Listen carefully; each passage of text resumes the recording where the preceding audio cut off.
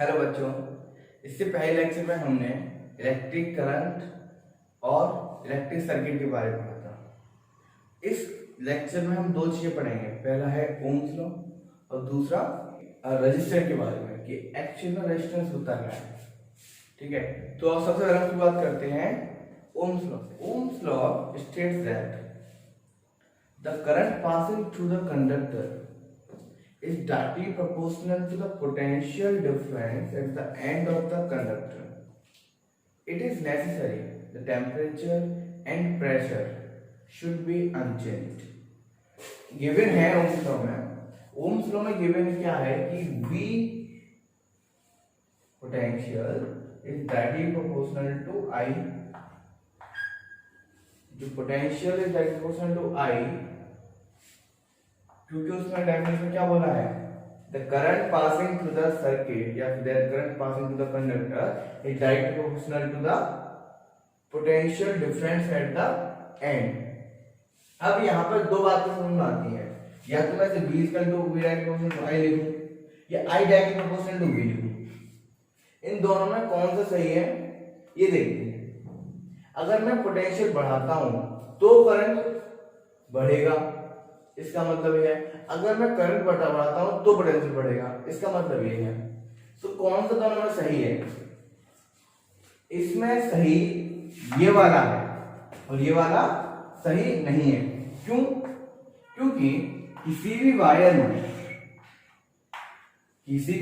में जब current pass होता है वो जब होता है जब वायर के दोनों एंड पर पोटेंशियल डिफरेंस हो।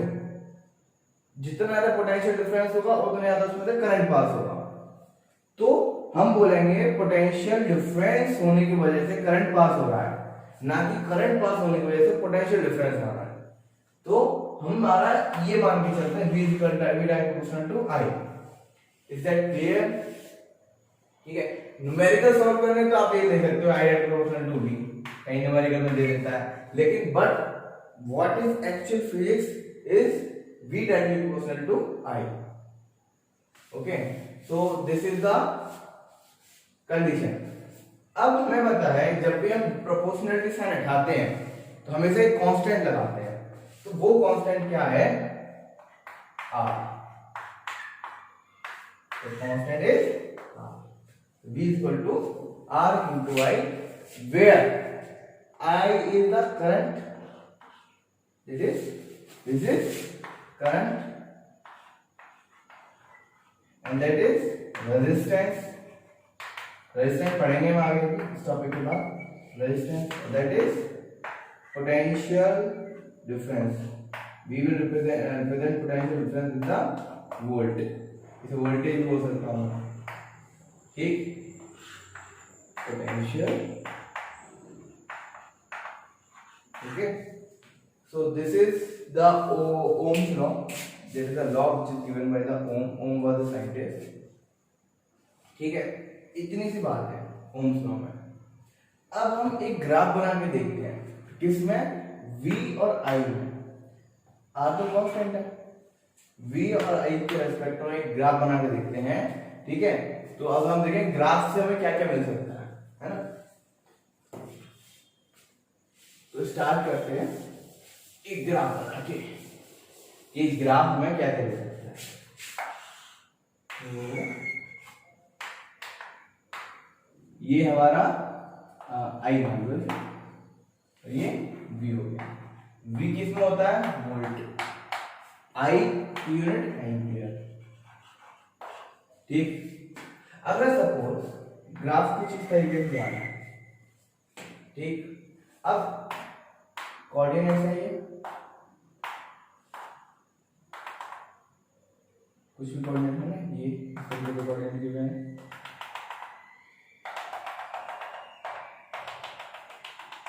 ठीक, इस तरीके से कोऑर्डिनेट गिवन है इस ग्राफ पे। ये करंट कोऑर्डिनेट है, ये पोटेंशियल कोऑर्डिनेट है। अब यहां से मैं अगर इस ट्रायंगल को एक मान लूं, तो इस ट्रायंगल को भी देखूंगा ना, इस ट्रायंगल में आप देख पा रहे होंगे ये जो लाइन है क्या शो कर रही है? Potential, correct? यहां से लेकर यहां तक, तो वी वी यहाँ पर वी पोटेंशियल, तो ये वी हो गया, है ना। अब यहाँ ये I1 में से यहाँ ये कोऑर्डिनेट I1 हो गया, ये V1 हो गया और ये भी V1 हो गया, तो I1 ये हो गया, तो ये पूरा कितना हो गया I1। तो अगर मैं V1 अपॉन I1 कर दूं तो क्या होगा, ये क्या हुआ, tan थीटा लिख सकता हूं, ये वाला थीटा है, V1 upon I1 is equal to tan theta. Can I write it like this? हमने ट्रिग्नोमेट्री बेसिक ट्रिग्नोमेट्री में पढ़ा है कि V1 upon I1 is equal to tan theta, है ना। अब यहां से क्या देखेंगे कि ये tan थीटा जो होता है ये होता है स्लोप, किसी भी कर्व का क्या होता है, स्लोप। तो इस ग्राफ में से एक स्टेटमेंट बनता है हमारा, the V versus I graph and the slope of the curve at any instant will give the resistance। इस पॉइंट पर किसी में भी कहीं पर भी हमें मुझे निकालना है, वो क्या रेजिस्टेंस निकालना है, तो ये लाइन खींचो, ये डालो, इसके कोऑर्डिनेट क्या है, इसके कोऑर्डिनेट क्या है, इसके कोऑर्डिनेट से इसे डिवाइड कर दो तो मैं क्या मिलेगा, क्या आएगा, ये resistance, because we have one law, that is V is equal to IR, where R is equal to V upon I। Here same thing is V1 upon I। तो ग्राफ से हम ऐसे रेजिस्टेंस निकाल सकते हैं। अब हम आगे बढ़ते हैं रेजिस्टेंस की तरफ, कि रेजिस्टेंस क्या होता है, ठीक है। तो अब रेजिस्टेंस की तरफ बढ़ते हैं आगे। अब रेजिस्टेंस को समझने से पहले हमें एक चीज हमें पता है, हमने पिछले लेक्चर में कवर किया था कि जब भी किसी भी कंडक्टिंग वायर में जब करंट फ्लो करता है तो द फ्लो ऑफ इलेक्ट्रॉन को हम क्या कहते हैं, द फ्लो ऑफ चार्ज को हम क्या बोलते हैं, करंट। तो हमारे पास क्या है, ये वायर है, इस वायर में इलेक्ट्रॉन का फ्लो चल रहा है, मीन्स व्हाट, करंट फ्लो हो रहा है। अब वायर में करंट फ्लो हो रहा है और मैं इसके बीच में कुछ ऐसी चीज लगा दूं जो इसे रेजिस्टेंस करे, सपोज मैंने एक बल्ब लगा दिया। अब इसमें से जो इलेक्ट्रॉन है वो कंज्यूम हो जाएंगे, इलेक्ट्रॉन कंज्यूम हो जाएंगे, किसकी वजह से, इसकी वजह से जो इलेक्ट्रॉन की जो एनर्जी है, इलेक्ट्रॉन जो मूव कर रहे हैं with approximate speed of light, तो वो कंज्यूम हो जाएगी बल्ब में। बल्ब क्या करेगा, उससे रोशनी देगा, ठीक है। अब ये जो काइनेटिक एनर्जी इसमें जा रही है, बल्ब जो है ये इलेक्ट्रॉन्स मिलता है, काइनेटिक एनर्जी लेके मूव कर रहे होंगे, and we know energy is conserve. तो ये जो एनर्जी है बल्ब की वजह से यूज होकर किसमें कन्वर्ट हो जाएगी, लाइट एनर्जी में। तो कहीं ना कहीं ये इलेक्ट्रॉन रेजिस्ट हो रहे हैं, क्या हो रहा है, रेजिस्ट हो रहे हैं, किसकी वजह से, बल्ब की वजह से। तो बल्ब क्या होगा, रेजिस्टेंस होगा, क्या होगा, रेजिस्टेंस। वो कुछ भी जो इलेक्ट्रॉन को रेजिस्ट करे मोशन होने में, किसी मतलब उसे में मूव करने में क्या करे, रेजिस्ट करे, वो क्या है, रेजिस्टेंस है। ये वायर है, ये वायर भी कहीं ना कहीं इसे रेजिस्ट करती है, इलेक्ट्रॉन को मूव करने में कहीं ना कहीं इसे रेजिस्ट करती है। इसीलिए तो घरों में हम लोहे की वायर भी लगाते हैं, किसे लगाते हैं, कॉपर की, क्योंकि कॉपर का रेजिस्टेंस कम होता है एज कंपेयर टू आयरन के। हम चाहे तो गोल्ड की वायर लगा सकते हैं, क्योंकि गोल्ड का रेजिस्टेंस उससे भी कम होता है कॉपर से, but gold is very expensive, right. So we can not use the gold in home like wires.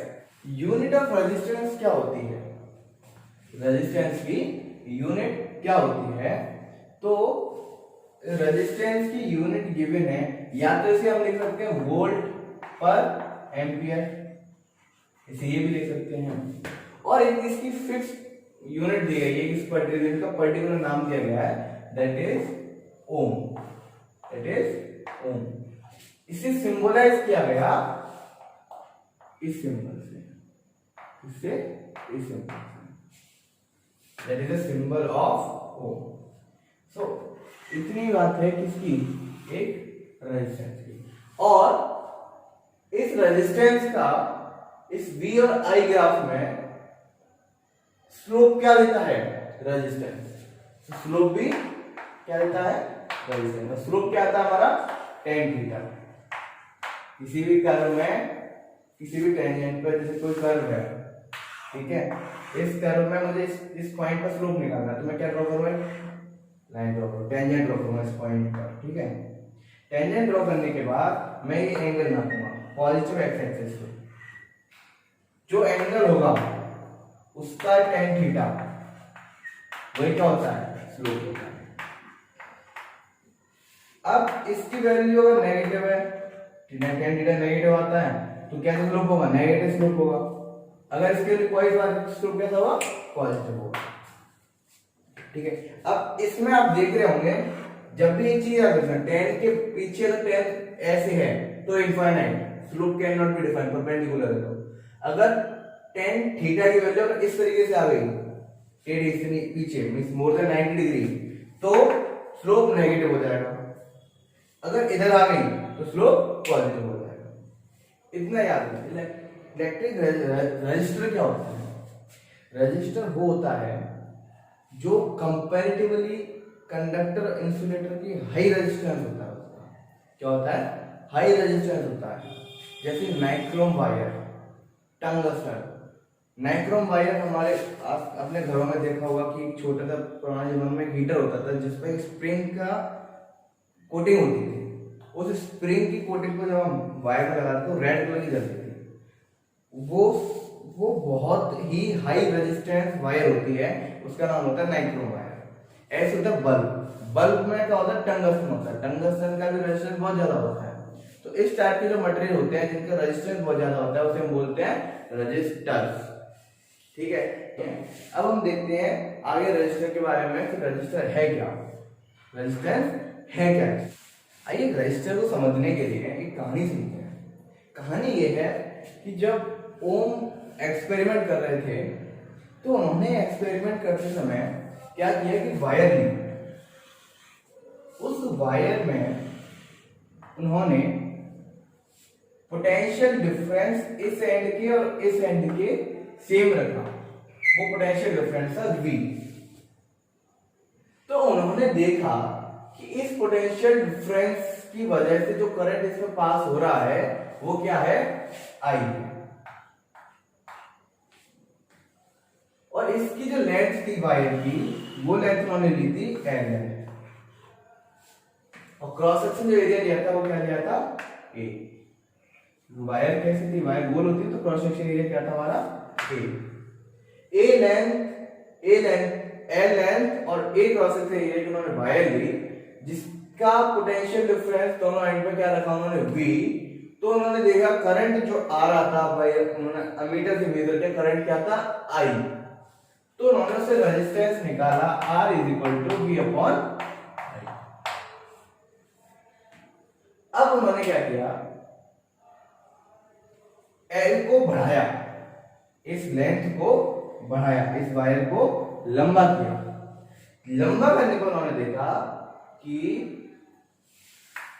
जो रेजिस्टेंस था या फिर जो करंट की जो वैल्यू थी, लंबा करने पर जो करंट की जो वैल्यू थी वो क्या हो गई?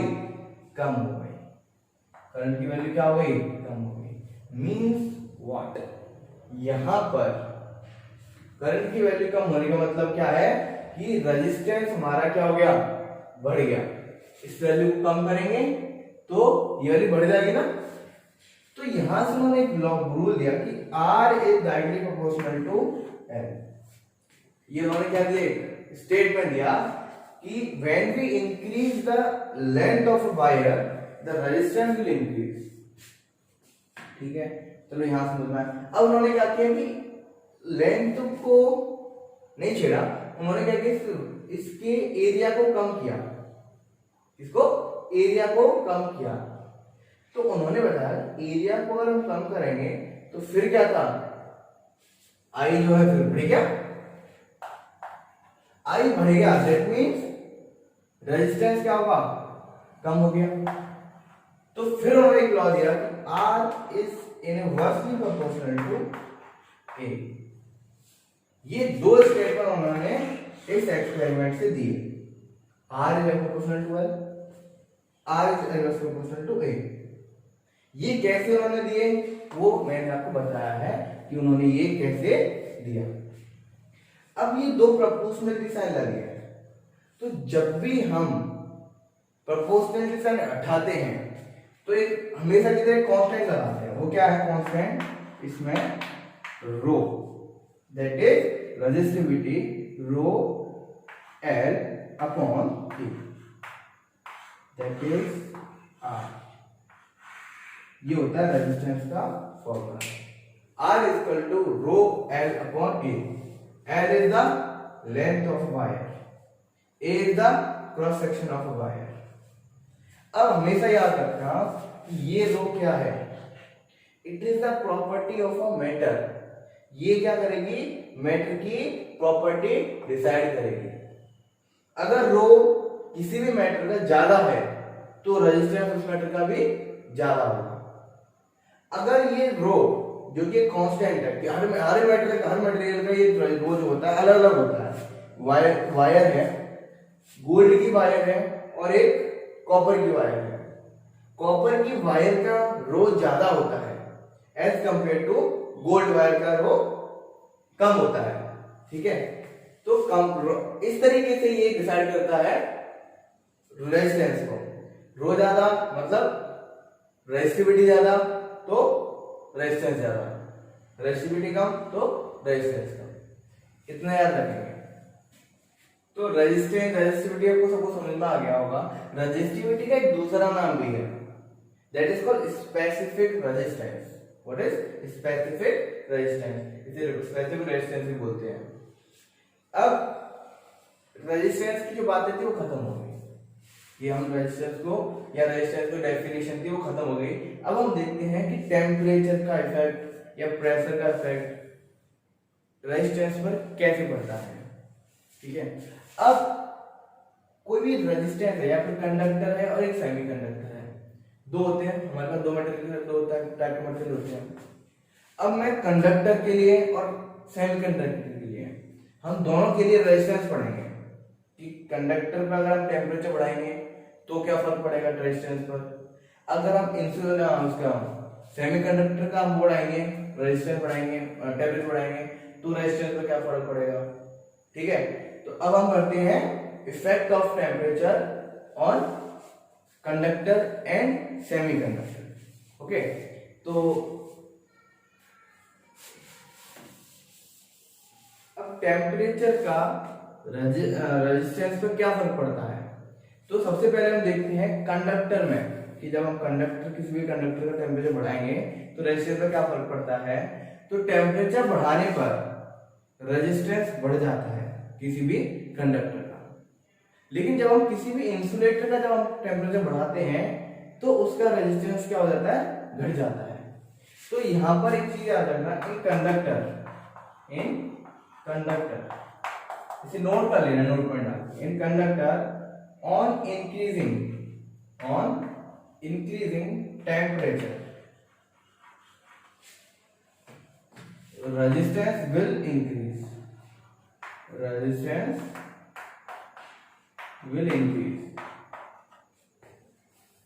इन इंसुलेटर। ये तो बात की किसकी? कंडक्टर की। In semiconductor on increasing temperature resistance will decrease. So here R is directly proportional to T, where T is the temperature, R is resistance. In this R is inversely proportional to T, where T is the resistance, R is the temperature, R is the resistance. तो इन दो बातों को याद रखना। इन semiconductor में क्या होता है? R इनवर्सली प्रोपोर्शनल होता है किसके? T के। और इन कंडक्टर में क्या होता है? R is directly proportional to the temperature. तो ये बात याद रखनी है इसमें रेजिस्टेंस में कि रेजिस्टेंस पर क्या फर्क पड़ता है टेम्परेचर बढ़ाने पर। तो आज हमने कुछ चीजें पढ़ी, जैसे पहली चीज हमने क्या देखी? V is equal to IR, that is Ohm's law. और इसमें एक याद रखने वाली बात क्या होता है? इसमें V directly proportional to I, But as actual physics, what actual physics used to say that we cannot write it as I is proportional to V. We cannot write it like this. I cannot be directly proportional to volt. Okay, तो ये बात क्यों है मैंने बता दिया है, तो इसे नहीं याद नहीं रखेंगे। ये मेन है, ये भी मेन है। अब दूसरी चीज हमने क्या पढ़ी थी, R is equal to rho L upon A। ये किसी भी वायर का रेजिस्टेंस निकालने के लिए फॉर्मूला है। हमें कोई भी वायर गिवन है, उसका रेजिस्टेंस निकालना है, तो उसका लेंथ दे रखी है, A दे रखा है, उसकी रेजिस्टिविटी क्या है वो भी दे रखी है। इस सब पर रिलेटेड आपको क्वेश्चन जो है वो सीपीपी में मिल जाएंगे। सीपीपी में प्रोवाइड करवाने के लिए हमारे पास एक ग्रुप है, व्हाट्सएप ग्रुप है। उस ग्रुप में ऐड होने के लिए आप एक काम कीजिए, आप इस कांटेक्ट नंबर पर अपना नेम, क्लास और एड्रेस 9634698327 इस नंबर पर अपना नेम, क्लास, एड्रेस सेंड करो, जिस पर ग्रुप पर ही आपके बच्चे, आपके साथ के बच्चे होंगे, 10th क्लास के भी काफी सारे बच्चे होंगे, जिन सबके साथ अपना ग्रुप डिस्कशन कर सकते हैं। ठीक है, और हमसे डाउट पूछ सकते हैं, आप अपने मैथ के डाउट, केमिस्ट्री के डाउट, आपके रेस्पेक्टिव टीचर, केमिस्ट्री के जो टीचर है, मैथ के जो टीचर है, फिजिक्स के जो टीचर है, बायोलॉजी के जो टीचर है, वो सारे आपके डाउट एक्सप्लेन करेंगे, आपको वीडियो कॉल से समझाएंगे, लाइव समझाएंगे, हर तरीके से आपके डाउट सॉल्व करने की वो कोशिश करेंगे। इसमें आपको कोई फीस नहीं देनी है, ये बिल्कुल फ्री ऑफ कॉस्ट है।